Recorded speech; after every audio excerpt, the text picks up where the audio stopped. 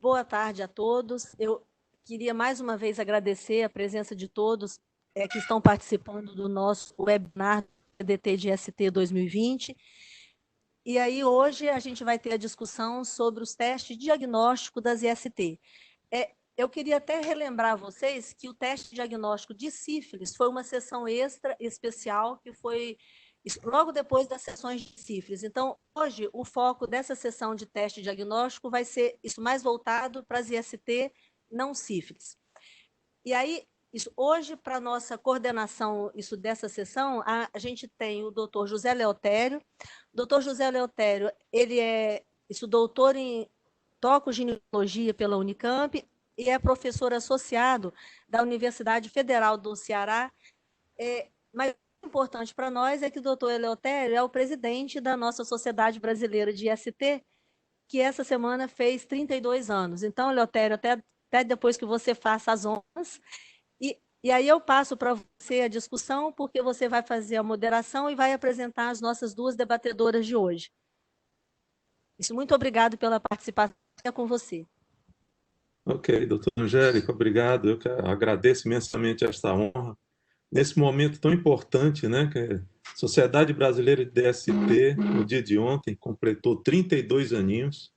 Em 1988, o professor Mauro Romero, no dia 7 de julho, fundava essa sociedade, que é tão importante hoje na vida de todos nós e que tanto luta contra as infecções sexualmente transmissíveis e que, infelizmente, pela forma com que nós hoje nos encontramos, com isolamento social, não podemos nos congraçar, a não ser virtualmente. Então, uma taça de vinho virtual para todos, um brinde virtual para todos, comemorando esse momento. E hoje nós temos aqui uma satisfação enorme, porque vamos estar aqui moderando uma mesa que eu considero muito importante, que é diagnóstico laboratorial em IST. Uma coisa que muito me preocupa é o chute diagnóstico. Então, o laboratório é uma ferramenta essencial para se evitar que se fique fazendo diagnósticos imprecisos de infecções, muitas vezes, que não são sintomáticas, e quando são sintomáticas, têm sintomas inespecíficos. Então, é muito importante nós sabermos quais os exames, como solicitar e como interpretar esses exames, para não ficarmos perdidos sem saber dar um diagnóstico correto de determinadas infecções.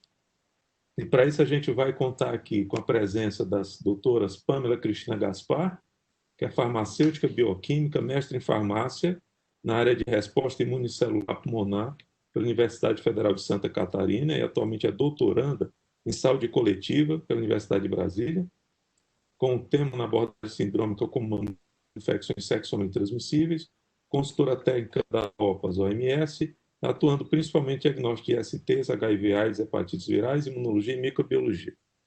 E em seguida teremos a professora Maria Luísa Basso, da Universidade Federal de Santa Catarina, que é farmacêutica bioquímica, doutora em ciências biológicas, microbiologia pela Universidade Federal de Minas Gerais. Atualmente é professora associada da Universidade Federal de Santa Catarina. Atua principalmente na área de diagnóstico sorológico, nos seguintes temas: micobactéria tuberculose, PCR, tuberculose HIV e sorologia. Então, vamos estar em boas mãos para discutir esse assunto tão interessante. Vamos começar, então, por favor, com a professora Pamela Cristina Gaspar. Obrigada, doutora Eleutério. Vou compartilhar aqui a tela. Vocês estão vendo a tela? Estamos vendo a tela, ouvindo plenamente. Tá bom, obrigada. Então, obrigada pela apresentação. Gostaria de agradecer a doutora Angélica pelo convite em mais esse webinar, a Sociedade Brasileira de DST pela organização desses webinars e a Organização Pan-Americana de Saúde pelo apoio nesse evento. Então, para começar falando um pouquinho dos diagnósticos da ST, eu quis trazer um pouco as duas possibilidades, né? A gente pode fazer o diagnóstico da ST em pessoas sintomáticas, e no qual o diagnóstico imediato das pessoas com sintomas de ST e das suas parcerias, além de ter finalidade de tratamento, curativa, também visa a interrupção da cadeia de transmissão e a prevenção de outros ISTs e complicações decorrentes da infecção. E a gente também pode fazer o diagnóstico das ISTs A gente também pode fazer o diagnóstico de pessoas assintomáticas com a finalidade de rastreamento.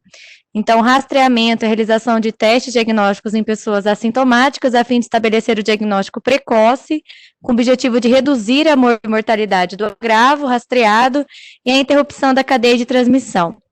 Então, vale relembrar que no PCDT de ST, no seu quadro 5, ele traz uma sugestão, então, de rastreamento de quem e quando, é muito importante para a saúde sexual e para a prevenção e tratamento precoce desses agravos.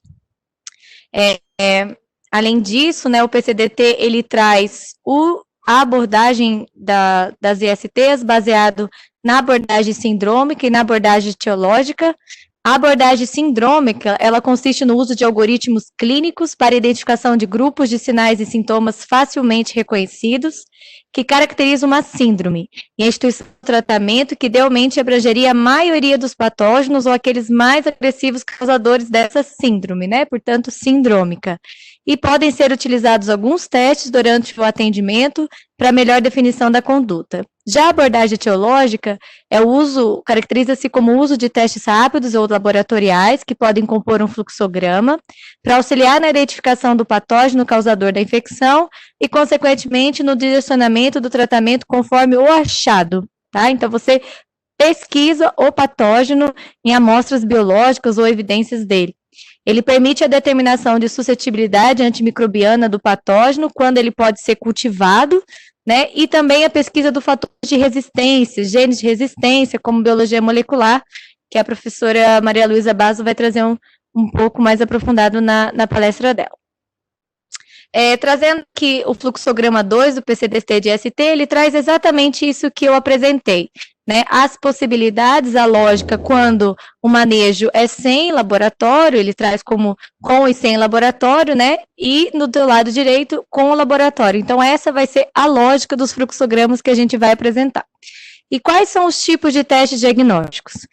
Os testes, eles podem detectar diretamente o micro-organismo, a gente chama de exames diretos, né, e exemplo, a gente tem a microscopia, que pode ser de um material curado ou a fresco, a realização de cultura do patógeno para observação de colônias, e a detecção de antígenos, que são partes do patógeno e também do seu ácido nucleico. Detecção de resposta do hospedeiro para a infecção com anticorpos. Então, o organismo ele produz anticorpos diante da presença de um patógeno estranho, e a gente pode identificar esse anticorpo, né? Como ensaios de imunensaios, aglutinação, Western blot, e também detecção de metabólitos microbianos. Então, aqui no caso das ESTs, basicamente na busca de materiais que alteram o pH das secreções genitais e presenças de aminas biogênicas. Gostaria de ressaltar a disponibilidade desse manual. É um manual da OMS sobre o diagnóstico laboratorial das DSTs, incluindo o HIV.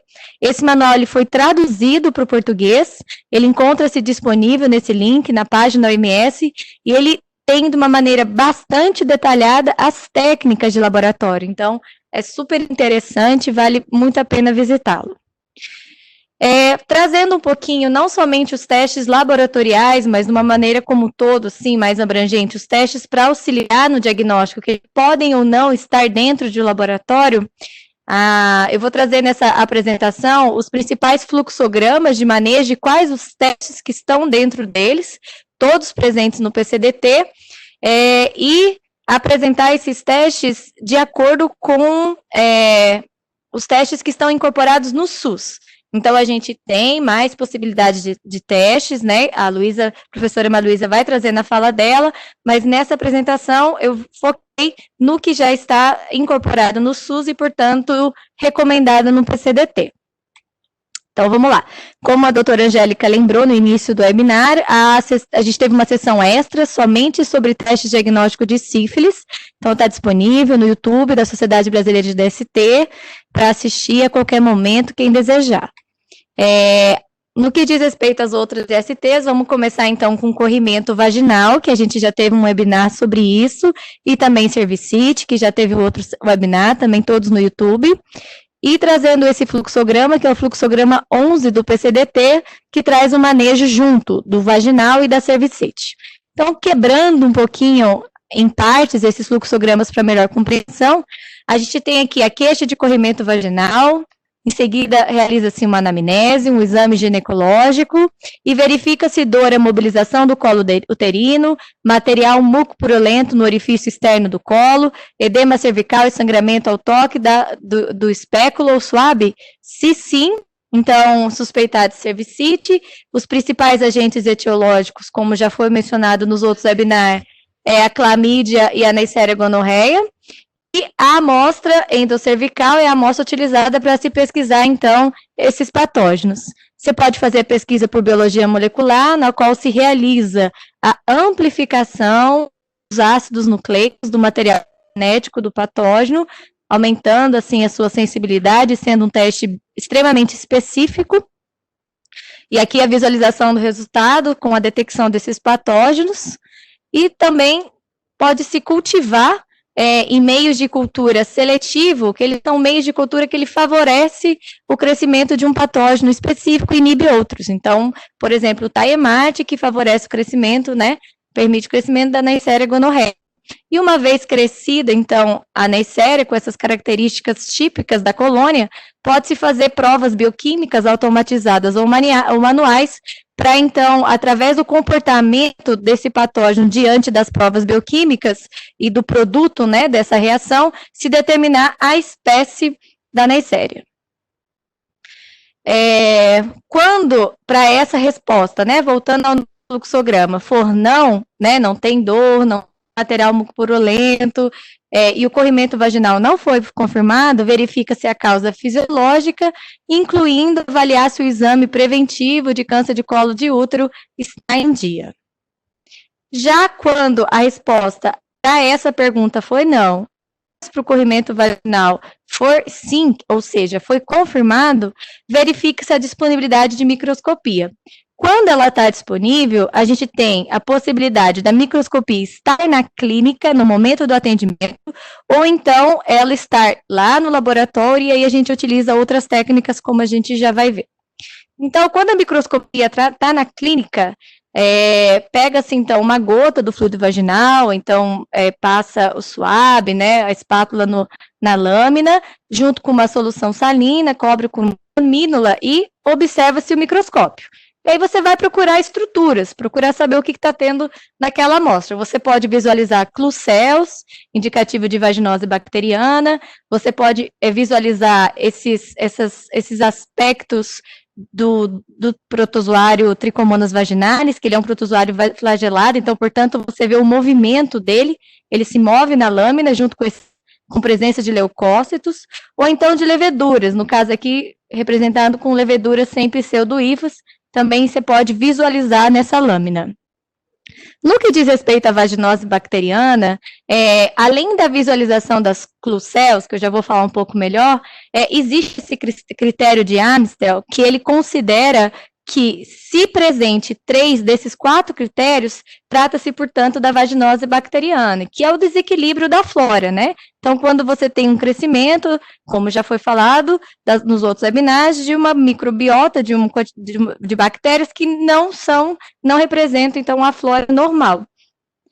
Então, o primeiro critério é o corrimento vaginal homogêneo, o segundo é o pH maior que 4,5, isso porque, como você diminui drasticamente o quantitativo de lactobacilos, né, presente na região, que ele acidificaria a região, então, tornando o pH mais básico, menos ácido, então, um pH maior que 4,5, o teste de WIF positivo, que é o teste da amina, então, quando você tem uma maior presença de Gardnerella, por exemplo, na microbiota, ela produz amina, e essas aminas, elas são metabolizadas pelas bactérias locais, transformando em aminas voláteis, e essas aminas voláteis que dão um cheiro fétido, característico de peixe, lembrando que, então, não é a Gardnerella que tem esse odor, mas sim o produto da metabolização da amina produzida por ela, por outras bactérias, e aí você pode fazer esse teste com hidróxido de potássio, que ele também desprende esse cheiro fétido, e aí indica a presença dessa vaginose bacteriana, então, e a presença de Klucels. Então, o que são as Klucels? Elas são as células epiteliais revestidas com muitas bactérias que acabam, então, dando esse aspecto grumoso nela.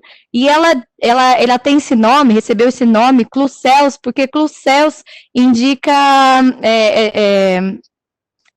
rota, direção, ela guia, célula guia. Então, quando você olha essa célula, ela te guia que provavelmente se trata de uma vaginose bacteriana, tá? Agora, então isso é quando você tem a microscopia disponível no consultório, né, no momento do atendimento. Quando não tem, pode-se fazer, ou então pode-se fazer os dois, inclusive, encaminhando a amostra para coloração de Gram, que é o padrão ouro, na verdade, do diagnóstico da vaginose bacteriana. A coloração de Gram na verdade, você submete a amostra a um corante e, dependendo da constituição da parede celular das bactérias, ela se cora violeta ou então recebe a coloração rosa, né? De uma maneira bem simples, explicando. Então, as que são violetas são gram positivas e as que ficam rosadas são as gram negativas. Então, a gente tem esse sistema de Nugen para o diagnóstico da vaginose bacteriana, no qual você avalia um score, dependendo do que você achar na lâmina. Então, você olha assim, primeiro você observa se tem lactobacilos, e aí repare que aqui é como se faz a quantificação. Então, a pessoa no laboratório, o técnico olha a lâmina. Se ela está vendo, por exemplo, de 1 a 5 bactérias por campo, classifica como que 2 cruzes. Aonde que está aqui as 2 cruzes? Aqui, vai receber um score 2 para lactobacilos. O mesmo para busca de Gardnerella, ver quantas tem por lâmina, né? A característica típica da Gardnerella na coloração de Gram. E o mesmo para os bacilos curvos. Identifica-se e classifica-se conforme esse achado na lâmina das cruzes e faz a soma da pontuação. Se a pontuação deu de 0 a 3, então, por exemplo, tem 4 cruzes de lactobacilos, 1 cruz de Gardnerella e 3 a 4 cruzes de bacilos curvos, né, que a soma dá 3. Ela ainda é negativo. Quando a soma dá 4 a 6, é uma microbiota alterada. 7 ou mais, vaginose bacteriana. E aqui a gente traz as lâminas contidas no artigo original que determinou esse método, né? Então, você vê desde as lâminas com score de 0 a 3 até o score de 7 a 10, caracterizando-se, então, presença indicativa de presença de vaginose bacteriana. Além disso, no Gram, ele pode apresentar tricomonas vaginais, corados dessa forma, ou então Candida albicans, mas é bem mais difícil de se visualizar e depende bastante da qualidade da sua amostra e também da expertise do técnico que está analisando essa lâmina, então é um pouco mais difícil. E aqui eu só relembrei que no telelab.aids.gov.br, tem um curso só de técnica de coloração de Gram, explicando direitinho como é que se faz, como é que se lê, prepara tudo, é bem bacana de conhecer. Bom, voltando ao nosso fluxograma, agora respondendo que a microscopia não está disponível. Então, quando a microscopia não está disponível, a gente recorre para o pH vaginal e o KOH, que é o teste de Whiff, que eu tinha acabado de falar, se ele está disponível. Se não está disponível, aí realmente é só por características clínicas, anamnese, para se determinar a conduta. Mas se estiver disponível, quando o pH for maior que 4,5 e o teste de Whiff positivo, o teste de amina positivo, então suspeita-se de vaginose bacteriana e tricomoníase. Quando, se vocês até podem acompanhar aqui, ó, no fluxograma do PCDT, quando positivo, maior que 4,5 pH, KOH positivo, suspeita-se de vaginose e tricomoníase. E quando o pH mais ácido e KOH, teste de amina negativo, pergunta-se se tem corrimento grumoso ou eritema vulvar. Se sim, candidíase, se não, provavelmente trata-se de uma causa fisiológica esse corrimento. Bom, então, para corrimento vaginal e cervicite é isso. Agora, passando para a doença inflamatória pélvica. Essa doença inflamatória pélvica, ela tem muito dos testes que a gente já falou aqui, do do corrimento vaginal e da cervicite, e, aqui, voltando. E a definição, então, da doença, de acordo com esses critérios de diagnóstico, critérios maiores, menores, que já foram apresentados. Então, é só para dizer que o conjunto de todos esses achados auxilia na investigação da DIP. Então, tem aqui, ó, exame bacterioscópico para vaginose, a cultura, a pesquisa de clamídia gono por biomol. Então, todo esse conjunto de testes vai auxiliar no diagnóstico da DIP. Sobre as infecções que causam corrimento uretral, a gente tem o fluxograma 12, né, a figura 12 do PCDT de ST, na verdade. E, destrinchando ele, então, você tem uma queixa de corrimento uretral, realiza-se a anamnese.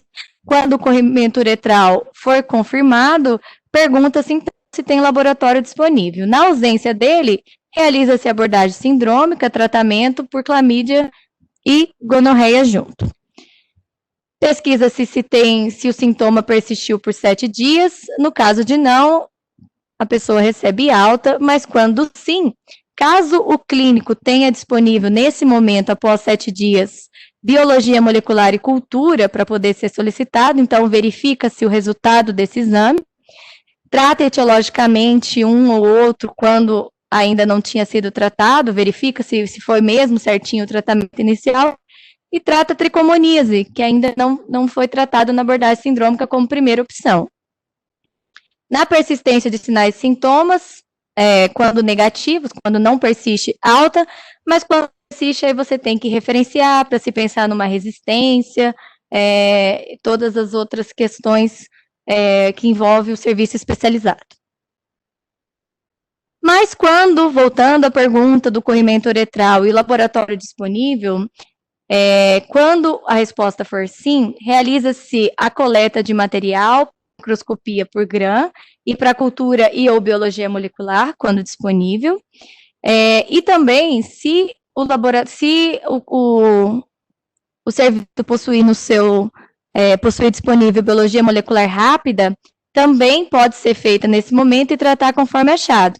A biologia molecular rápida é algo que não está instituído ainda amplamente, ela já pode ser utilizada, mas é algo que, uma perspectiva futura, que tem uma tendência de ser cada vez mais ampliada e o acesso cada vez mais possível. Voltando ao GRAM, então, se você já tem na sua clínica, o paciente consegue esperar um pouco, tem o resultado desse GRAM, quando se observa na lâmina se há presença de diplocro-GRAM negativos intracelulares, se você não vê essas estruturas, trata-se para clamídia. Por quê? Essas estruturas, elas são estruturas indicativas de Neisseria. Então, se você vê, você trata para Neisseria.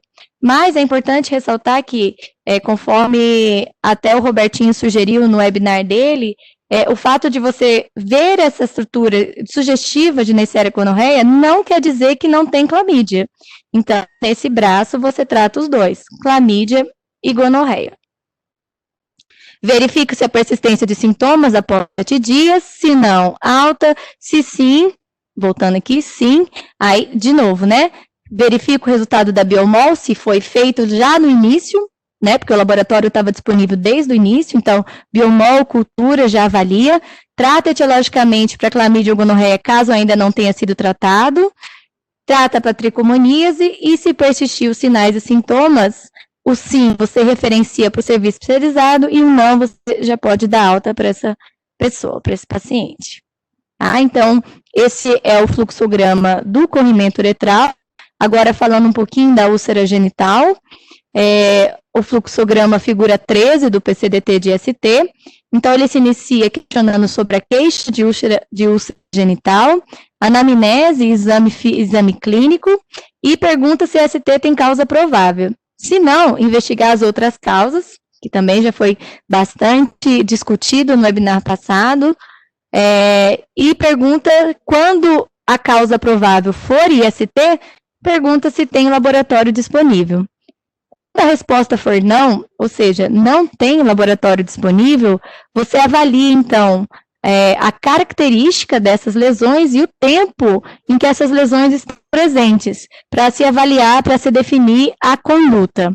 Mas quando existe o laboratório disponível, coleta-se material, então, para se verificar por microscopia se existe microscopia com coloração de Gram, se há visualização de bacilos negativos agrupados em correntes da bacteroscopia, se sim, né, é indicativo de cancroide, porém, isso é realmente difícil de ser visto, tem que ter um olhar muito bom do técnico, da qualidade de amostra, então, para as úlceras é um pouquinho mais complicado a utilização desses testes diretos, né?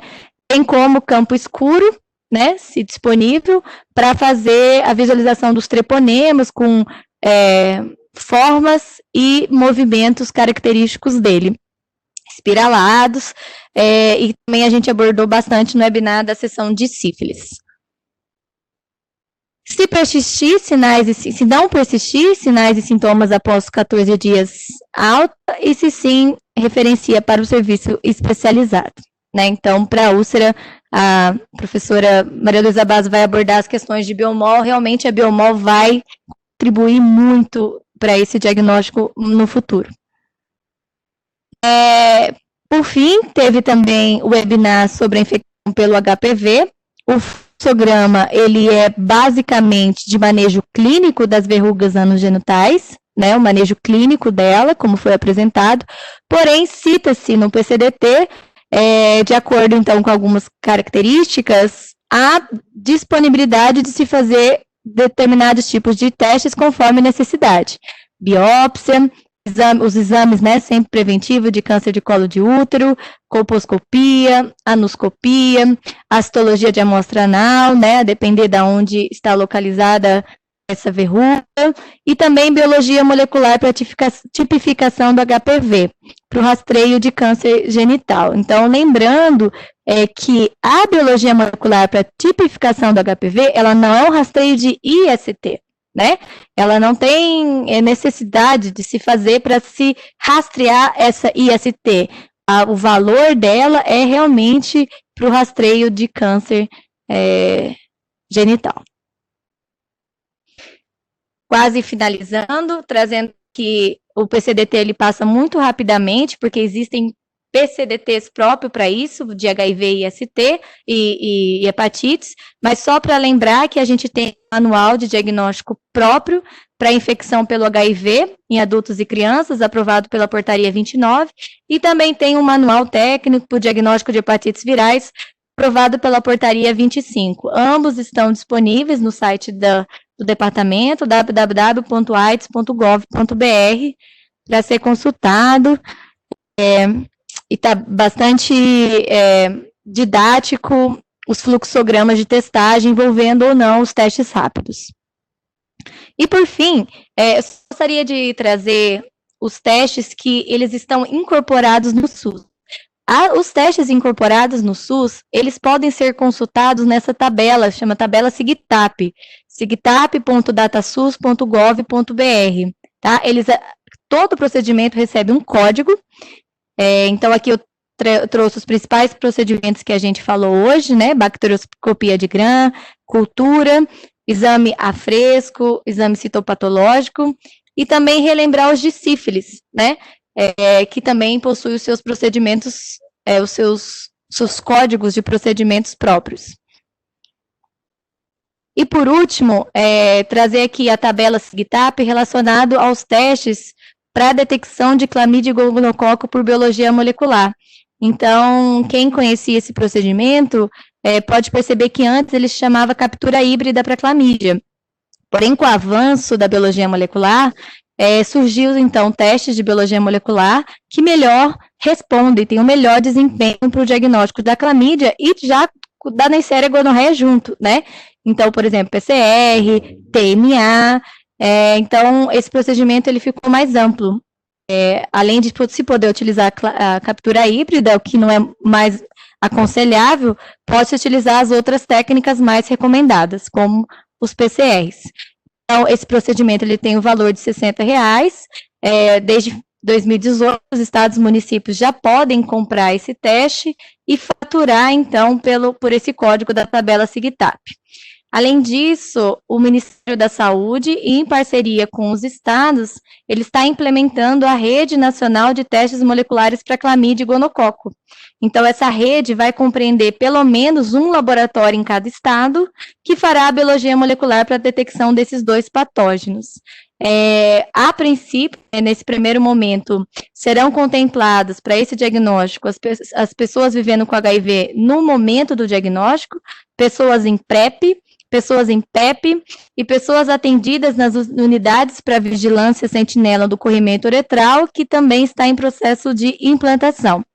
Vale ressaltar que, quando essa rede estiver instalada, estados e municípios vão poder também adquirir testes a mais para contemplar as populações de interesse que ainda não foram contemplados por esses testes disponíveis distribuídos pelo Ministério. Então, já que vai estar tudo instalado, laboratórios treinados, equipamentos no local, vai poder comprar, então, testes a mais e aproveitar essa rede. Então, é isso que eu gostaria de trazer. Muito obrigada, e eu gostaria de fazer um agradecimento especial ao Alisson Bicolin pela colaboração na construção dessa apresentação. Obrigada e sigo à disposição para os questionamentos.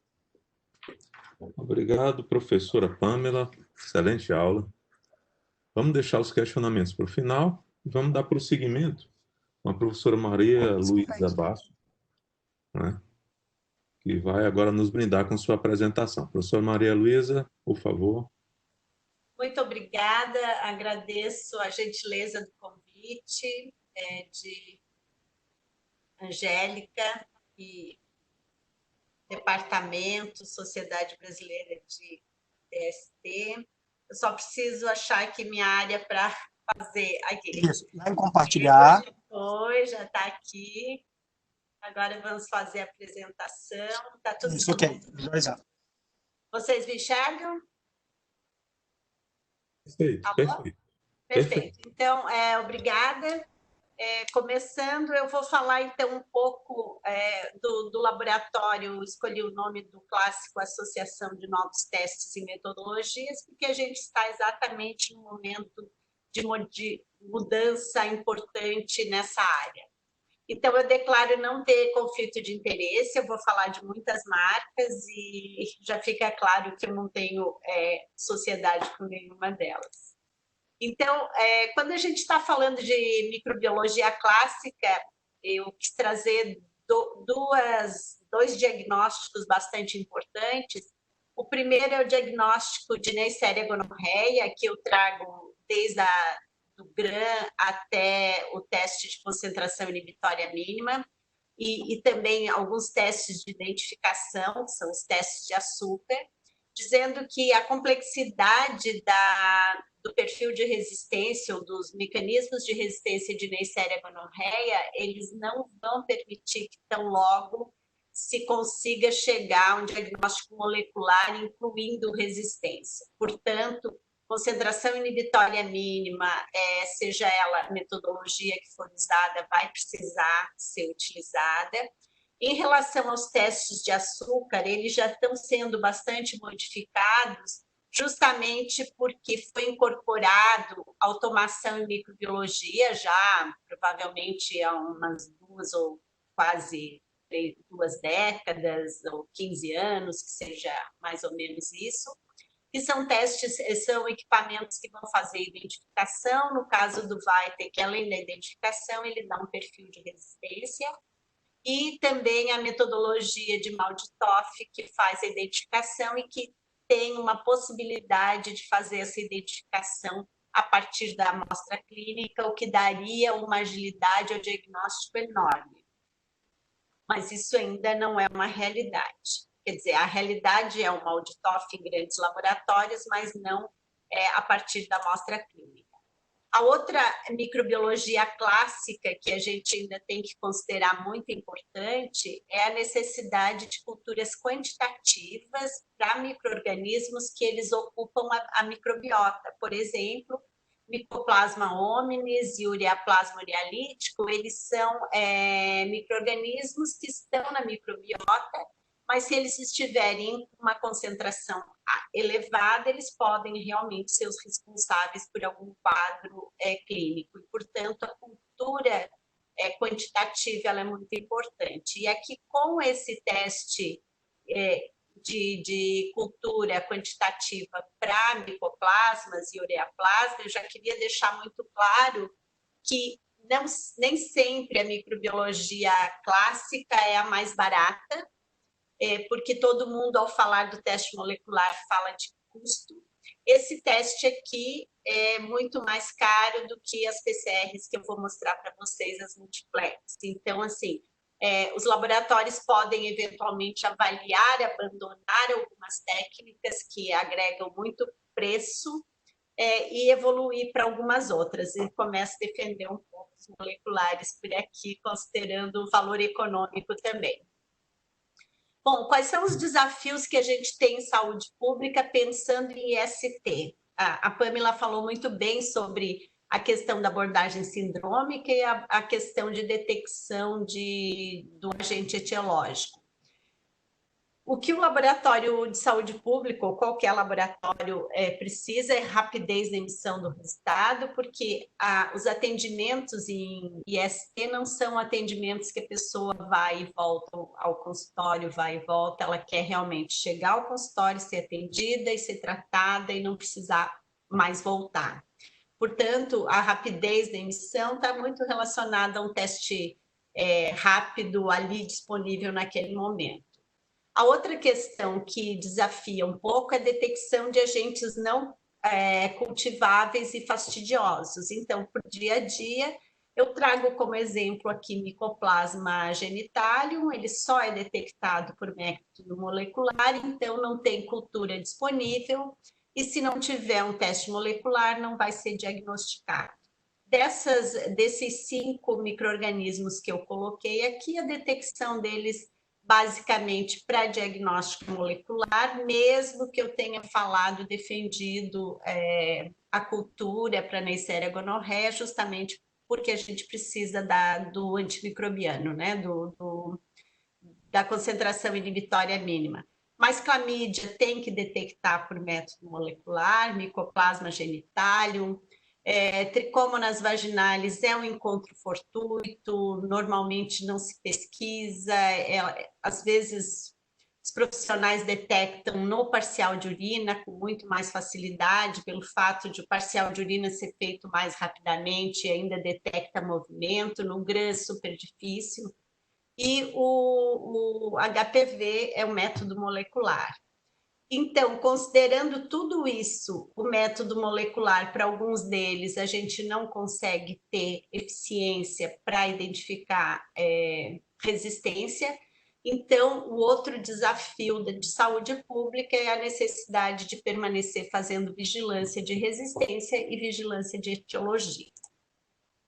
E por conta disso, eu combinei, a Pamela sugeriu e eu achei que ficava muito interessante, a gente está trazendo em primeira mão nesse seminário, justamente porque é um seminário feito, organizado pela coordenação de IST do Departamento de Doenças de Condições Crônicas, IST, que a gente está trazendo os resultados parciais que nós temos até agora de 2 projetos que integram o Sengono. Então, o Sengono ele tem como braço principal determinação a vigilância da resistência de Neisseria gonorreia por concentração inibitória mínima, né, fazendo a MIC.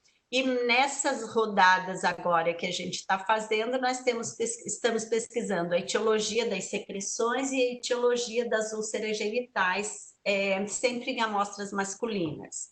Esse é um projeto do Ministério da Saúde, a execução é do Laboratório de Biologia Molecular, Microbiologia e Sorologia da UFSC, e conta com a participação imprescindível do sítio Sentinela e dos laboratórios de apoio local, e a administração financeira é da FAPEL. Então, o preparo desse projeto, desses 2 braços de etiologia, tanto de secreção quanto de úlcera genital, passou por algumas etapas. A primeira foi pactuar, então, a coleta das amostras com os sítios sentinelas. Hoje eles são chamados já de sítios de assistência para as ISTs, conforme aquela último slide que a Pamela mostrou.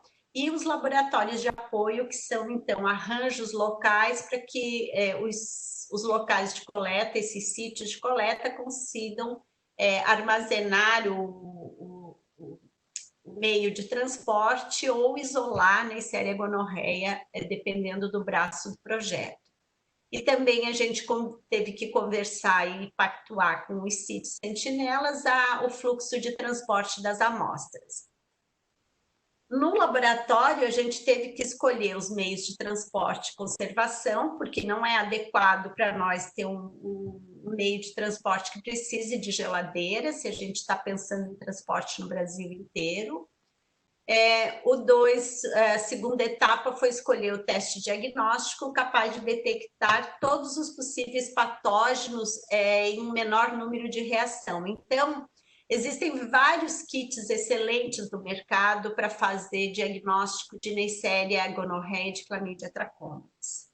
Mas a gente tem poucos kits multiplex que detectem vários patógenos e com uma confiabilidade no resultado que está apresentando. Então, a gente acabou testando alguns e não conseguiu, o Brasil não conseguiu ainda instalar o sistema lógico. Ele vai ser instalado em 2 laboratórios no Brasil, que é a tecnologia TMA, por ela ter sido inicialmente uma das primeiras a ser aceita pelo FDA, ela é considerada um gold standard, e nossa coleta não começou pensando no Logic, até porque esses testes, eles são testes que vão detectar Neisseria e Chlamydia simultaneamente, mas os outros patógenos são reações separadas e isso agrega um custo elevado ao projeto.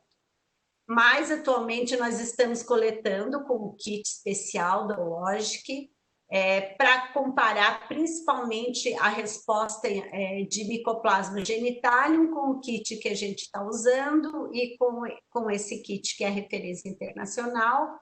A metodologia TMA, ela depende de RNA da amostra e aí precisa um meio que conserve um pouco melhor o RNA, uma vez que RNA entre os materiais de diagnóstico molecular é o que mais degrada. Então, a gente está fazendo uma etapa de coleta aqui.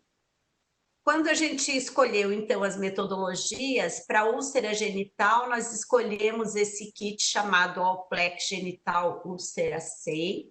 Ele é um kit produzido por uma empresa sul-coreana, chamada Sidine, e ele detecta simultaneamente, ou seja, em uma reação, a gente faz a detecção de 7 patógenos mais um controle interno. Então, o que nós estamos detectando ou quais agentes a gente procura nas úlceras?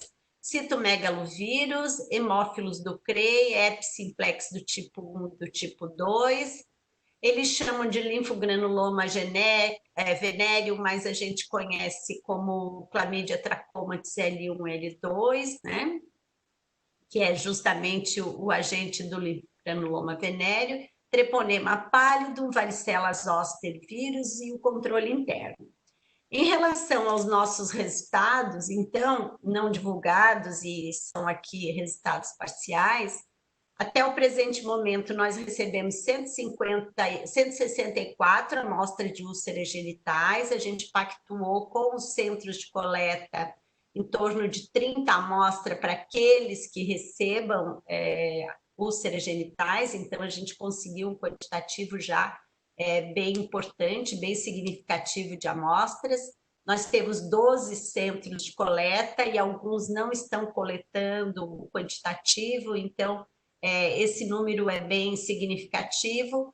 Das 164 amostras, 142 já foram processadas, e o achado que estava nos preocupando muito foi ter encontrado 30% e cerca de 29,5% de amostras que não amplificaram para nenhum alvo. Então, as discussões que teve nesse webinar, justamente mostrando outras causas de lesão periana ou genital que não estão relacionados com agentes etiológicos, então deu uma certa tranquilidade nesses achados, porque a gente estava muito preocupado com o tipo da coleta, se ela tinha sido eficiente ou não, mas agora está mais tranquilo. E 70% das reações, então, amplificaram um ou mais patógenos. Quando a gente olha os patógenos que amplificaram, aqui a gente vai ver as barras escuras, aqui essa barra escura é um quantitativo, mas essa barra escura mostra o total de treponema pálido que a gente encontrou, e desses 37 treponemas pálidos que a gente encontrou, 31 deles estavam como único agente na lesão. Então, 31 casos de sífilis de cancro duro e 37 casos de treponema associado com outro agente. Então, desculpa, 37 não, 6 casos aqui. E quando a gente olha quem era o agente associado com treponema pálido, era a herpes simples do tipo 2. Nós tivemos de citomegalo 2 casos isolados, 2 casos associados com herpes simples tipo 2. Nós tivemos hemófilos do CREI nada detectado, nenhum caso. E o herpes simples do tipo 2 em 67 amostras, sendo 59 amostras com herpes simples como único patógeno na lesão. E depois a gente teve um caso de linfogranuloma venéreo, esse agente isolado, apenas ele, e um caso só de herpes simples do tipo 1, mostrando que essa de fato, parece ser a etiologia das lesões que a gente realmente está encontrando, porque é um resultado que já reflete todo o Brasil, falta alguns centros terem resultados incorporados aqui. A metodologia escolhida, então, para secreção foi essa Alplex STI, Essential Assay, e ele também é um kit que detecta 7 patógenos, é também da mesma empresa, e sendo que a gente destaca como importante nesse kit a detecção de Chlamydia trachomatis, Mycoplasma genitalium, Neisseria gonorreia e Trichomonas vaginalis. Por quê? Por aquele motivo que eu falei lá no começo da apresentação, o Mycoplasma hominis e ureaplasmas, eles dependem de você saber quanto tem neles, então uma PCR qualitativa não contribui muito para a decisão clínica. E aí vocês podem perguntar, mas por que não comprar o kit que tenha só os 4 patógenos? Porque no momento que a gente decidiu pelo teste, era o único registrado no Brasil esse com 7 patógenos, portanto seguimos com ele. E agora parece que essa empresa já registrou um kit com os 4 patógenos apenas, o que não muda muito o preço do teste. Esse é um detalhe importante a ser dito. Então, de secreção uretral, nós recebemos até o momento 797 amostras. Não temos ainda nenhuma das amostras que foram coletadas com o kit, com o material de coleta da Hologic para fazer TMA. E dessas 797 amostras, nós testamos 730. Aqui nas secreções, 9% não amplificaram para nenhum alvo, diferente lá das lesões, que foi um quantitativo bem preocupante, e 91% delas amplificaram para 1 ou mais patógenos, 1, 2, 3, tem amostra com 4 patógenos. E aí a gente vai ver que o estudo parece ter um viés, mas ele tem realmente, então eu gostaria de deixar bem claro que a gente está vendo a etiologia, mas a gente não está vendo prevalência. porque como esse projeto é um braço do projeto de etiologia de Neisseria gonorreia e é coletada a amostra de pessoas, de homens que tenham secreção, então encontrar Neisseria gonorreia é muito esperado. Portanto, a gente tem das 931 amostras, dos 931 patógenos encontrados naquelas 750 amostras já testados, 554 foram de Neisseria gonorreia e 180 foram de Chlamydia trachomatis. Só quero deixar muito claro que a epidemiologia é exatamente o contrário, né? A gente sabe que tem muito mais infecção por Chlamydia do que por Neisseria, mas de qualquer forma, o modelo do teste, digamos, a metodologia do projeto fez isso, e não é um projeto de prevalência, só para deixar claro. Dessas 188 clamídias que a gente encontrou aqui, a barra laranja mostra que só em 52 vezes ela era o único patógeno presente naquela secreção, ou seja, ela não estava associada com nada.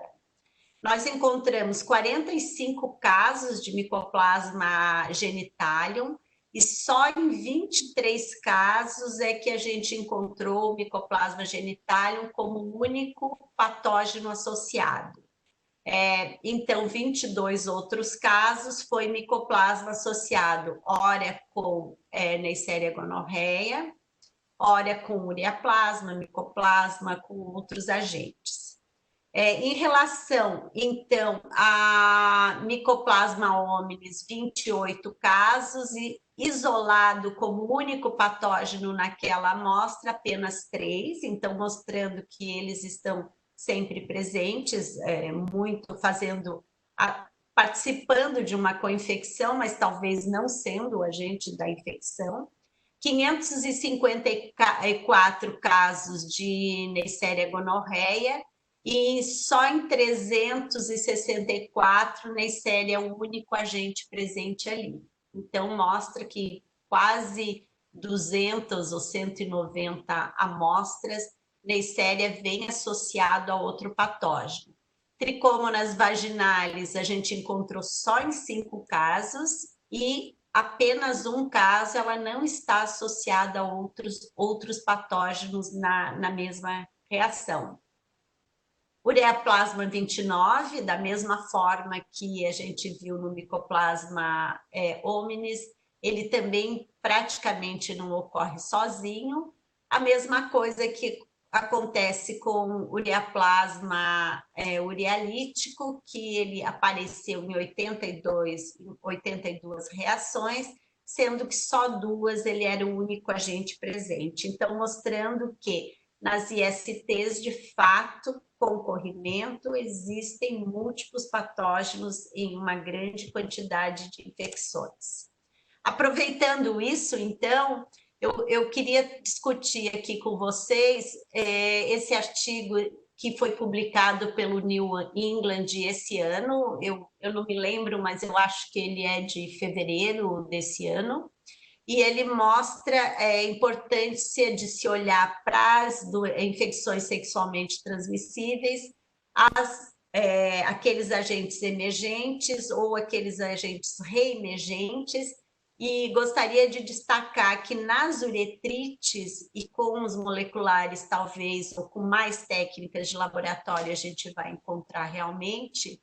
Eles mostram que nas uretrites, além de Mycoplasma genitalium e além de Neisseria gonorreia, que já são emergentes ou reemergentes, Neisseria meningitidis pode ser um agente super importante que precisa ser visualizado. Por conta disso, eu queria mostrar para vocês um caso que nós tivemos, ou que estamos tendo, que é um paciente com menos de 30 anos, ou 30 anos ali, heterossexual masculino.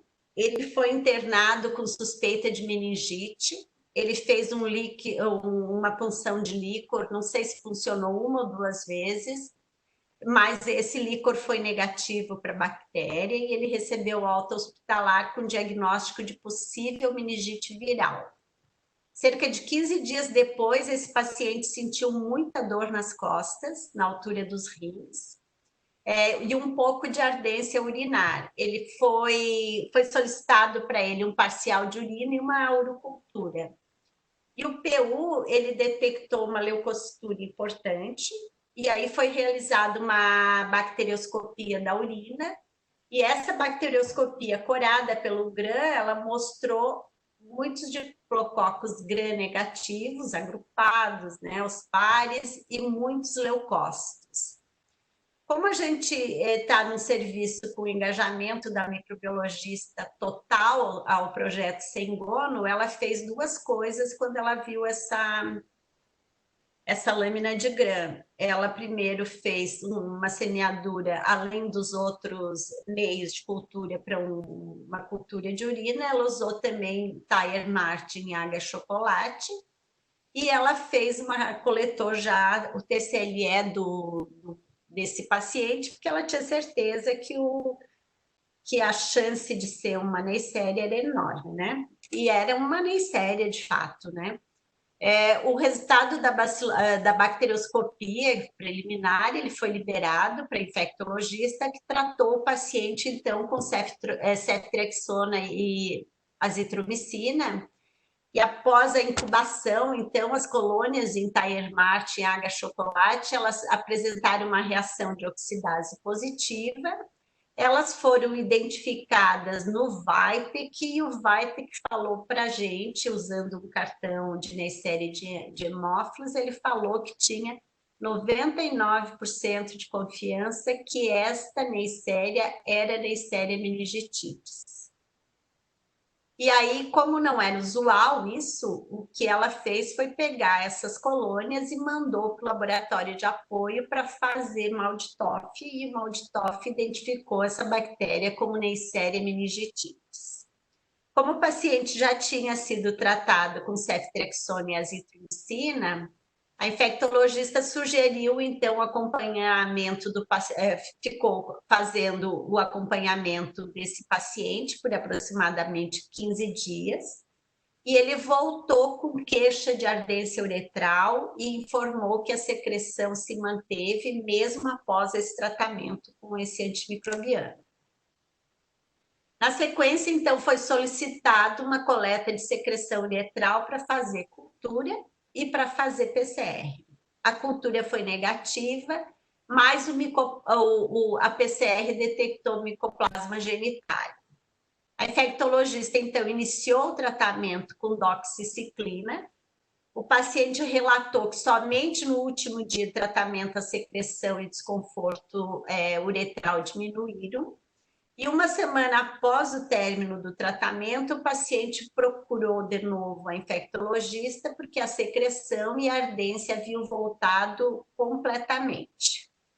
Iniciou, então, um novo tratamento, dessa vez com eritromicina, e o paciente relata que na metade do tratamento a secreção e desconforto desapareceram.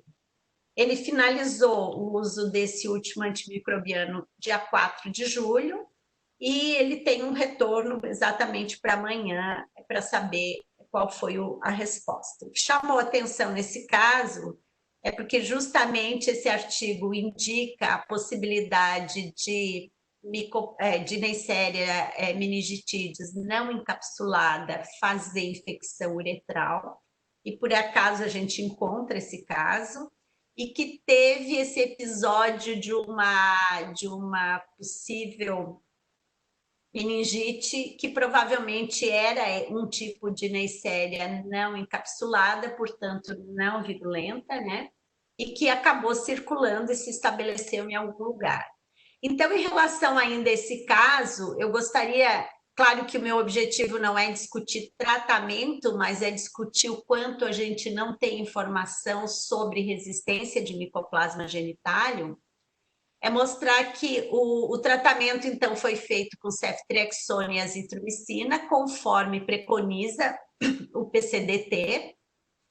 Depois se usou doxaciclina, que dá para imaginar que ela vai aqui eu botei errado, mas dá para imaginar que dá para tratar como segunda opção, embora não haja uma segunda opção para micoplasma no PCDT, ela pode ser utilizada, ela usou, e depois ela volta para um outro macrolídeo em virtude de não ter tido resposta o tratamento nas duas tentativas anteriores. E aí eu gostaria, então, de linkar um pouco isso com um artigo que eu trago aqui do Magnus Unema e do Jensen, que é lá do Instituto Sanger, que eles discutem, então, é uma revisão, e eles discutem a resistência de micoplasma e de Neisseria gonorreia. E eles, em relação ao micoplasma genitalium, eles falam que a resistência é muito preocupante, porque as tetraciclinas, incluindo a doxiciclina, esse artigo é de 2016, incluindo a doxiciclina, ela tem uma baixa erradicação clínica, mesmo que os testes in vitro deem uma resposta muito boa para micoplasma genitalium.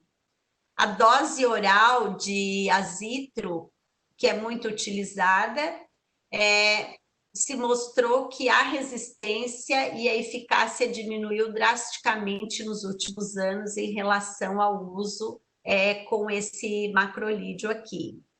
E a moxaciclina, que é uma fluoroquinolona, parece ser a única linha licenciada em muitos países, mas eu acho que no Brasil não. Mas a resistência in vitro e a resistência clínica também emergiu a essa opção de tratamento. Então, o que eles falam já em 2016, e a gente no Brasil ainda não tem informações sobre isso, é justamente adotar uma terapia dupla também para micoplasma genitálium, porque provavelmente usar azitro quando faz abordagem sindrômica não é suficiente para cobrir esse tipo de patógeno, que tem se mostrado muito resistente a tudo. E aí, como para finalizar mais um pouquinho, como deverá ser o laboratório, sob meu ponto de vista, né? Para IST ou laboratório de doenças infecciosas em um futuro próximo. E eu não estou usando bola de cristal, porque ainda não consegui fazer essas coisas. Mas eu quero dizer que em tempos diferentes, para países diferentes, mas porém vai ser inexorável a gente mudar a abordagem que faz diagnóstico, que trata algumas coisas. Primeiro que eu pontuo aqui que o aumento da população, ou seja, cada vez mais a população vai precisar de acesso ao diagnóstico, e também, mesmo a população sem aumentar, ela precisa de acesso ao diagnóstico, elas vão exigir da gente técnicas automatizadas para rastreio, que consiga responder a pergunta tem ou não tem rapidamente, deixando a expertise dos profissionais para estudar os casos detectados no rastreio, como, por exemplo, acho que o Brasil vai ter que evoluir para uma inversão de fluxograma de HPV, fazendo a triagem, o rastreio por HPV e deixar a citologia exfoliativa para aqueles casos que precisam dedicação de profissional. Por quê? Porque quando você tem muita citologia exfoliativa para fazer, muitas vezes você não dá conta de ter qualidade igual à primeira citologia que você começa a ver no primeiro hora do dia, aquela que você vai ver na última hora do dia, pela quantidade, pelo esforço. E isso já foi para muitas outras técnicas laboratoriais. O tipo de resistência de Neisseria gonorreia dificilmente vai permitir que a vigilância por detecção de mutações gênicas, então a gente não vai evoluir para ver resistência em Neisseria gonorreia por meio de métodos moleculares, não acredito isso para tão cedo, então as culturas e as concentrações inibitórias mínimas vão precisar continuar. Para garantir o tratamento para a população e monitoramento de resistência, a etiologia deve continuar, e a eventual disponibilização de testes rápidos etiológicos no local de atendimento vai diminuir o uso abusivo de antimicrobianos, porque se você sabe a etiologia, você escolhe o tratamento baseado nos guidelines de resistência. A outra coisa que deve entrar, no futuro não sei se tão próximo, mas vai entrar, que é o sequenciamento de microbiomas, já com detecção quantitativa de determinados patógenos e investigação de agentes, de genes de resistência para o que for possível. Isso vai se tornar rotina, não tão rápido, mas vai acontecer. E aqui só para mostrar que esse desenho, desculpa, esse quadro maravilhoso de Van Gogh, ele foi inspirado em uma planta quando ele estava no Japão, e esse quadro trouxe um momento de renascimento na vida dele, na família dele, e eu sempre uso para me inspirar quando eu penso que vai passar, estamos passando por um momento difícil, mas vai passar. E agradeço, então, parte da minha equipe que está aqui, o resto fica no logo do laboratório, ao departamento pelo suporte ao projeto, às unidades sentinelas, laboratórios de apoio, e agradeço, então, o convite ao seminário. Ok, muito obrigado, excelente apresentação. Parabéns às expositoras, parabéns ao Ministério da Saúde, parabéns à Sociedade Brasileira de DST aos seus 32 anos. Nós vamos agora, temos aqui umas perguntas que foram lançadas, que eu gostaria de jogar então para as palestrantes responderem. Tem aqui uma pergunta que vem da Patrícia Gomes Rodrigues de Andrade, do Rio de Janeiro. Ela diz o seguinte: orientações sobre PCR para clamídia e micoplasma Neisseria. Fazer sempre que possível? Pergunta. Ou tratar sem o diagnóstico? Como conduzir uma dor pélvica recidivante, já que a clamídia pode se instalar para sempre no trato genital superior? O paciente já tendo sido tratada com antibióticos retorna com a queixa. Cancro mole, qual a incidência atual e qual o melhor método para diagnóstico? Na verdade, ela fez aí umas 3 perguntas. E aí? Bom, então a gente pode começar respondendo dizendo o seguinte: algumas respostas são absolutamente clínicas, e aí eu acho que essas respostas já estão, por exemplo, no webinar que tratou de doença inflamatória pélvica, que o webinar que tratou bastante dessa infecção recorrente por clamídia. No laboratório, quando a gente recebe um abdômen, uma secreção de abdômen, normalmente ela nem vem com muita ideia, muita informação clínica, então achar clamídia mais difícil, achar Neisseria relativamente mais fácil, existem outros agentes ali, mas aí uma pergunta assim tão clínica eu não responderia. Em relação ao diagnóstico molecular, o que eu acho que seria bem legal seria fazer a PCR no diagnóstico e ter o controle de cura. Isso seria bastante importante. Só que esse controle de cura, ele não é um controle que deva ser feito tão imediatamente após o encerramento do tratamento, porque você pode ainda ter um pouco de DNA ali do material.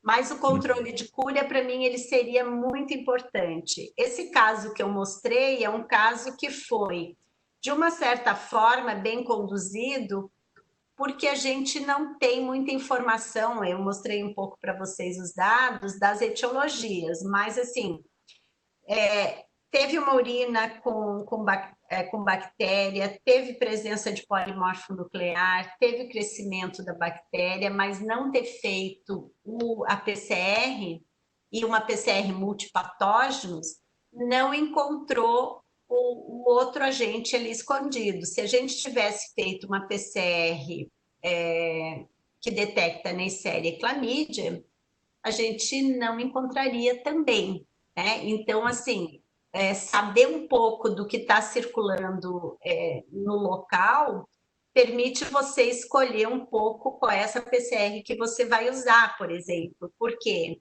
porque nem sempre uma PCR multiplex ela agrega mais custo.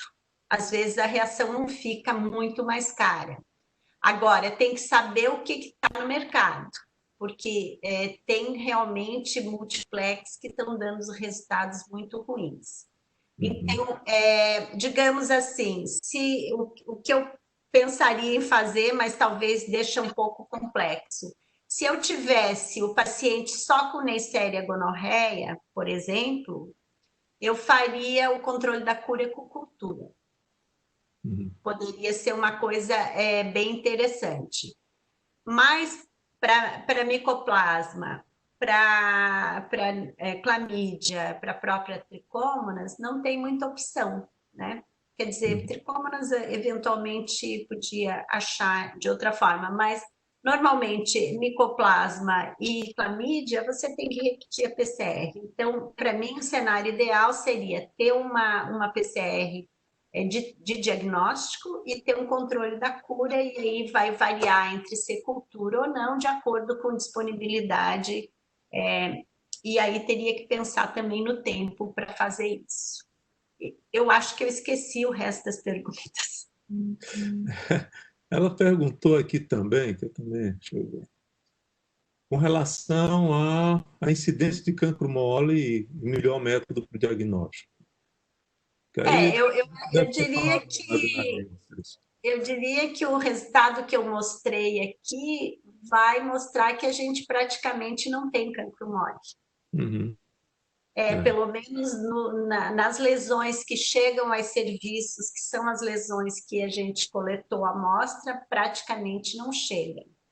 Agora, pelo que a gente tem andado pelo Brasil para conversar com os centros, a falta de acesso ao diagnóstico, ou às vezes a falta de esclarecimento das pessoas, faz com que elas tentem tratar as lesões que elas encontram de formas absurdas. Então, assim, já foi narrado para nós que tiveram homens que trataram com água de bateria uma lesão peniana, porque provavelmente o desespero, pensando, eu vou matar tudo que tem aqui.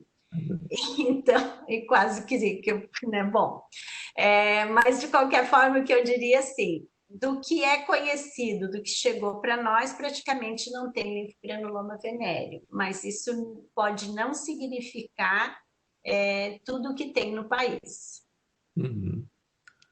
Tem outra pergunta aqui da Silvana Rosa dos Santos Silva, que é da Bahia. Ela fala assim, quando realiza a coleta, o coletor corre risco de contaminação? Né? Porque basicamente a gente tem que pensar o seguinte: existem boas práticas de serviço, né? A gente fala muito em boas práticas de laboratório, mas saindo do laboratório, boas práticas de serviço. O que se espera de uma pessoa que vai coletar o material de alguém? Que use uma máscara cirúrgica, que use um óculos de proteção e que use luvas e um jaleco. E aí pronto, né? Nível de segurança é B2. Então, isso é suficiente. Tranquilo. Tem uma pergunta aqui da doutora Angélica Espinosa Miranda, do Espírito Santo. Muitos médicos ainda solicitam sorologia para pesquisa dos anticorpos IgM e IgG contra a clamídia. Gostaria de saber a opinião da doutora Maria Luísa sobre a aplicabilidade desse exame no diagnóstico de clamídia trachomatis. Eu também gostaria da opinião, doutora Maria Luísa. Nossa, eu vou dizer para vocês que eu fazia sorologia quase quando eu era pequenininha lá em Lages, brincadeira, mas assim, quando eu comecei a trabalhar em laboratório, a gente só tinha clamídia por ELISA, e já era uma coisa legal, né? Já era melhor do que... Mas a gente ia fazer umas neutralizações e tal. E chegou a sorologia, rapidamente eu pude ver que não serve para nada. Porque a pessoa exposta à clamídia, por qualquer outros motivos, respiratório, eventualmente, elas vão ter... Porque para você fazer o anticorpo, ela tem que ser uma doença alta. E aí, esse diagnóstico vai chegar tarde demais. Mas se você espera detectar uretrite por presença de anticorpo, IgM, IgG, você não vai, porque é uma resposta imunilocal. não vai ser uma resposta sistêmica, ou se ela é uma resposta sistêmica, ela é uma resposta muito fraca, não é um anticorpo que vai dar uma resposta muito boa. Então, assim, economize esse dinheiro de fazer a sorologia e compra um teste molecular. Perfeito, perfeitamente. A Eliene Pereira da Costa, Paraíba. O teste de PCR em tempo real pode apresentar resultado falso positivo? Pode, todo teste pode apresentar resultado falso positivo e falso negativo, porque não existe teste 100% sensível e 100% específico. O que pode causar falso positivos no real time? Às vezes, os métodos in-house podem causar esse tipo de positividade, e às vezes os controles que se usa nas reações, por exemplo, quando você quer padronizar um controle positivo muito bom, você escolhe, ou a própria empresa escolhe, que faz o kit, escolhe por um plasmídio como controle positivo e aquele DNA se espalha, ou aquele RNA se espalha por ali. Então, eu diria que se começa a detectar falso positivo na PCR em tempo real, tem que olhar muito bem para o laboratório, tem que olhar muito bem para o local onde é preparado o Master Mix, onde é feita a inclusão do DNA ou do RNA, do material genético, na reação, e tem que ver se não tem gente vindo de uma área de amplificação para aquela área de reação e que possa estar contaminado. Então, assim, o falso positivo, ele pode muito mais denunciar uma contaminação no laboratório do que propriamente um problema da reação. Tem que prestar bastante atenção. Perfeito. Tem uma pergunta aqui de Henrique Borges da Silva Grisar, que é de Santa Catarina. Os testes rápidos são também utilizados em diagnósticos hospitalares? Oi, Henrique, tudo bom? Sim, os testes rápidos, eles, especialmente os testes rápidos de HIV, de sífilis e das hepatites virais, eles incorporam as maternidades, então muitos hospitais têm maternidade, e eles são testes que estão integrados nos pronto-atendimentos, então as emergências fazem teste rápido. A outra coisa que a gente pode dizer, existe uma modalidade de teste rápido molecular, que aqui não fazendo propaganda, mas o teste da Cepheid, e a gente tem Neisseria gonorreia, testado pela metodologia do GeneXpert, e é uma política brasileira de incorporar nesses serviços também o GeneXpert para tuberculose. Então, sim, teste molecular, sim. Perfeito. Alguns colegas aqui fizeram perguntas que eu vou juntar em uma única, que foi feita pela Sara Maria de Souza, da Paraíba, que ela pede para ouvir dos palestrantes as perspectivas de incorporação das novas tecnologias de diagnósticos no âmbito do SUS. Eu vou deixar essa para a Pamela. Oi, uma ótima pergunta, porque como a doutora Maria Luísa Baz mostrou, ainda bem que para as IACTs nós temos perspectiva de muita coisa boa, né, que ainda a gente pode lançar a mão, né, que a gente pode utilizar para a melhoria do diagnóstico das IACTs, muitas vezes achado que estava esquecido, né, mas não está se aperfeiçoando cada vez mais. Então, a gente, daqui do nível central, a gente segue acompanhando os resultados desses testes, apoiando, como aí o de etiologia, de clamídia e gono, de corrimento uretral, de úlcera. Então, por exemplo, se a gente tiver evidência suficiente, né, para se instituir já um teste de micoplasma, um teste de resistência no SUS, a gente faz o apanhado dessas evidências, principalmente brasileiras, muito importante que sejam evidências brasileiras, e aí já um agradecimento enorme a todos os sítios, a todos os profissionais que colaboram e que publicam, né, os seus resultados, E aí solicitamos a incorporação via Conitec, que faz então uma pesquisa de custo-benefício e avalia então o impacto financeiro no SUS. Então, assim como, por exemplo, a biologia molecular de clamídia e gono, agora a gente conseguiu ter no SUS, né, não somente a captura híbrida, com o passar da evolução dos testes e a produção de evidência, disponibilização de evidências, a gente vai pleiteando para cada vez mais estar disponível no âmbito do Sistema Único de Saúde. Maravilha. Nesse caminho aí, tem a seguinte questão levantada aqui por Cássia Carneiro, de Goiás. Ela diz o seguinte: pensando na realidade de acesso à consulta médica para a maioria da população brasileira, frente à realidade da infraestrutura da rede pública, onde os profissionais encontram dificuldade na execução de testes rápidos já disponíveis em larga escala, qual a orientação das debatedoras para se fazer o diagnóstico diferencial das IST na perspectiva de técnica avançada? Eu acho que... Pode falar, Pamela, depois eu falo. Tá, eu vou começar e a professora termina, então. Eu acho que, assim, é importante a gente lembrar que não é porque o teste é rápido e nem porque está na clínica que a gente não deve dar a devida atenção para ele, né? Com uma capacitação devida, com a utilização de controles de qualidade, controle externo de qualidade, né, quando disponível. Então, basicamente, para a gente, a palavra de ouro é realmente capacitação.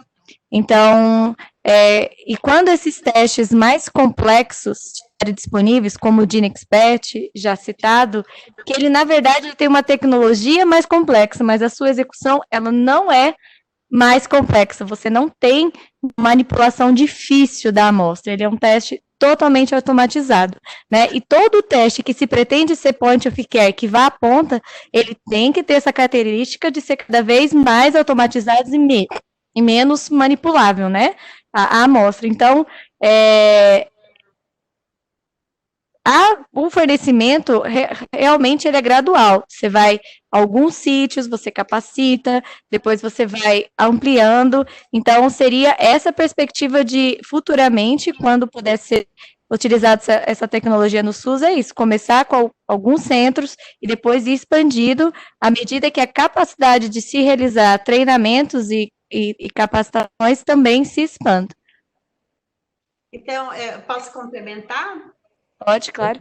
Eu só gostaria de dizer que a gente tem que lembrar, não lembro o nome de quem perguntou, mas a gente tem que lembrar que o Brasil, desde 1997, então isso há muito tempo, implantou uma rede de teste molecular para HIV e que foi incorporando as hepatites, e a gente tem uma rede de alta qualidade e complexa já desde o século passado, né? Faz muito tempo que isso aconteceu. Então, assim, primeiro que esse é um exemplo que mostra que o Brasil consegue, sim, e que nós temos profissionais de muito boa qualidade trabalhando no serviço público e dando essa resposta. Então, essa é a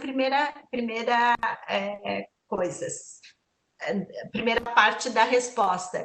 Se o negócio for muito complicado, que ele dependa de um laboratório bem montado, bem formado, como a gente estava falando, problema de contaminação, etc., o Brasil tem capacidade de trabalhar em redes e os LACENs têm dado ótimas respostas e os laboratórios associados e parceiros de universidades também. A outra coisa é isso que a Pamela falou. Os testes muito tecnológicos, mas muito pouco complexos, também podem chegar na ponta, como o DineXpert, que chegou, e é um teste que pode ser feito por qualquer pessoa com um treinamento mínimo e uma tecnologia enorme colocada ali. E a outra coisa que eu digo em relação aos testes rápidos a gente tem o programa de avaliação externa da qualidade, e a gente vê que tem pessoas extremamente comprometidas fazendo teste rápido. O grande problema que a gente tem visto na questão da execução do teste rápido é Um braço é a falta de leitura dos manuais ou de conhecimento dos guidelines brasileiros, dos PCDTs, dos manuais técnicos, esse é um problema. E o outro é uma rotatividade de profissionais ali no serviço, que então não tem treinamento suficiente para tanta gente que roda. Mas eu diria para os profissionais assim, que fazem teste rápido, por favor, façam bem e valorizem isso que estão fazendo, porque esse acesso ao diagnóstico ele é um dos enormes ganhos que o SUS teve, justamente para conter, se a gente pensar nas transmissões neonatal que o teste rápido previne, não tem muito o que argumentar mais, é simplesmente dizer, valorize muito o que você está fazendo, que você está fazendo uma coisa muito legal. Perfeito. Existem algumas perguntas aqui que fugiram um pouco ao tema, porque foram temas foram explorados em webinários anteriores, com relação a sífilis, por exemplo. Eu vou me dar a liberdade de solicitar aos colegas que procurem rever na página da sociedade, entrem na página, se inscrevam, deixem seu like. A sociedade precisa atingir as 1000 visualizações, os 1000 likes lá na sociedade. Queria chamar a professora Angélica para assumir.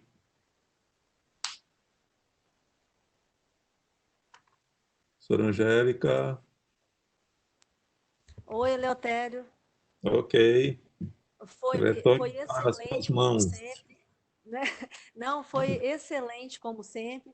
Mas eu queria até, antes de terminar, ouvir as considerações finais, tanto sua, como da Luísa, como da Pâmela, para a gente saber o que vocês acharam e fazer um fechamento dessa sessão de hoje. Né? Começa com o senhor, presidente. Os mais velhos primeiro. Olha, o laboratório é um suporte importantíssimo nessas infecções. Você vê que a tecnologia chegou e não vai voltar. Tá? Muitos casos, você viu o caso que foi mostrado pela professora Maria Luísa, totalmente atípico, que se não for a possibilidade de uso de uma tecnologia mais avançada para identificação do agente, ficaria sem um diagnóstico. Então, tem que haver do clínico essa noção de o que deve ser solicitado, o que é que ele procura, qual teste deve ser solicitado para um tratamento adequado. A gente não consegue tratar sem diagnosticar. Se a gente fica tratando de qualquer forma, vamos aumentar a pressão, tá? E vamos ter cada vez mais bactérias existentes. Então, é importantíssimo a gente ter essa noção para poder fazer exatamente o investimento adequado. Muitas vezes você pega testes considerados mais baratos, entre aspas, faz um investimento muito maior com resultado bem menor do que se você conseguisse fazer um investimento maior em determinados testes, que levaria a menos complicações. Com certeza, excelente, Eleutério. E Maria Luísa, já que está seguindo dos mais velhos para os mais novos. Eu não sei se eu não sou mais velha que Eleutério, mas tudo bem. Ele foi gentil. Ele é gentil, ele é gentil. Muito gentil, muito obrigada. Eu já deixo o meu agradecimento aqui. Eu quero dizer que, primeiro, eu sou uma otimista, então eu acredito que sim, que tudo vai melhorar. E eu gostaria de dizer que talvez no momento que a gente conseguir olhar o custo do sistema como um todo, ele realmente mude muito a nossa escolha lá no diagnóstico, porque ele não vai levar a consequências de internação e etc. A gente tem visto que desde que começou o projeto Sengono, e realmente a Mara Scheffer, que é microbiologista que está engajadíssima no projeto Sengono, a gente já fez muito diagnóstico no HU de DIP causado por Neisseria. Em gestantes de alto risco, em mulheres que vêm para emergência obstétrica e que antes não era feito porque não se tinha aquele olhar de fazer. E mais ainda em gestantes muito jovens que vai ter consequência na sua vida aquele tipo de diagnóstico. E então, assim, a gente mudando um pouco esse olhar pelo diagnóstico e talvez incorporando a tecnologia, a gente consiga prevenir muito mais que aconteçam esses efeitos tardios. E segundo, é justamente se a gente conseguir associar a detecção do agente etiológico, a gente vai conseguir abusar menos dos antimicrobianos. Se a gente abusa menos dos antimicrobianos, nós vamos ter mais economia de antimicrobiano para tratar mais pessoas no sentido de não desenvolvimento de resistência. Eu agradeço muito. Maria Luísa. E agora a Pâmela, nossa pesquisadora prodígio, que é o nosso amanhã, né? Ela já tem que estar testando hoje, porque ela é o nosso amanhã. Eu agradeço e espero não decepcionar, né? Não, eu queria dizer que me senti completamente contemplada no encerramento feito pelo doutor José Eleutério e pela doutora Maria Luísa Basso, e só convidar vocês a conhecer o Telelab, que a gente traz bastante, né, dessas técnicas. Então, telelab.ais.gov.br, conhecer o PCDT de ST, que ele traz muito essas questões de diagnóstico, mas na visão clínica, né, o doutor José Eleutério até trouxe no início do webinar, né, como pedir, o que solicitar, como interpretar, está lá no PCDT de ST, o manual da OMS, que aí é muito mais direcionado para os técnicos de laboratório, de cada tipo de teste, né, e os manuais de diagnóstico de sífilis, hepatites virais e de HIV também, que é onde tem os fluxogramas de diagnóstico. Obrigada. Muito obrigada a todos. Com certeza o nosso webinar de hoje foi um sucesso. E aí eu espero vocês na semana que vem, onde a gente vai discutir vírus Zika. Porque é um dos capítulos do PCDT de ST, e a gente dá uma ênfase na parte da transmissão sexual do vírus Zika. E eu conto com vocês na próxima semana, no mesmo horário. Um abraço, obrigada a todos.